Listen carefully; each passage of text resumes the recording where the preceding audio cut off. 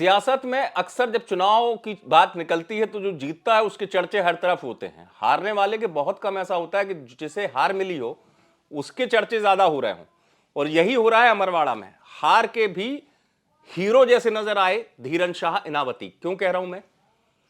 वास्तव में पूरे प्रदेश की निगाह थी इस उपचुनाव में, और जब चुनाव का परिणाम आना शुरू हुआ तो शुरुआत में बीजेपी ने बढ़त बनाई, और उसके बाद जब धीरन शाह की एंट्री मजबूती से दिखाई दी कि धीरन शाह धीरे धीरे लीड बनाते गए, और यह आलम रहा 16 राउंड तक यह स्थिति लग गई थी जब धीरन शाह की लीड का जो आंकड़ा है वो लगभग 7,000 हो गया था। लगा धीरन शाह जीत जाएंगे। आखिरी के 2 राउंड में ऐसा खेल हुआ, धीरन शाह हार गए। लेकिन मैं क्यों कह रहा हूं कि धीरन शाह की हार के बाद भी तारीफ हो रही है और हर तरफ चर्चा है, क्षेत्र में भी चर्चा है, और उसकी वजह साफ है।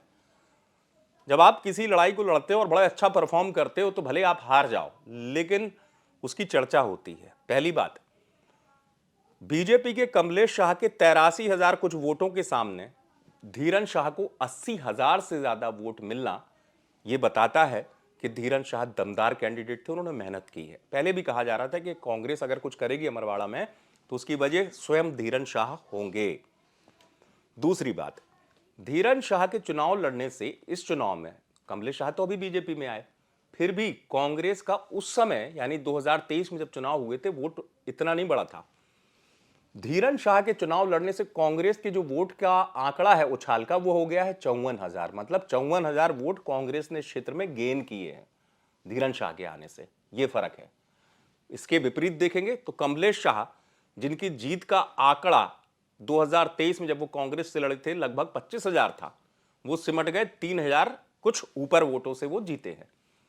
तो किसका अंतर ज्यादा है, किसका गेन ज्यादा है? जीत जीत होती है लेकिन लोकतंत्र में। लेकिन हाँ, कहते हैं ना, हारने वाले के चर्चे कम होते हैं। धीरन शाह को लेकर पहले भी कहा जा रहा था, जैसे मैंने कहा था कि वो आंचल कुंड दरबार से ताल्लुक रखते हैं, उनका वास्ता वहां से, आदिवासियों में एक सीधा संवाद है।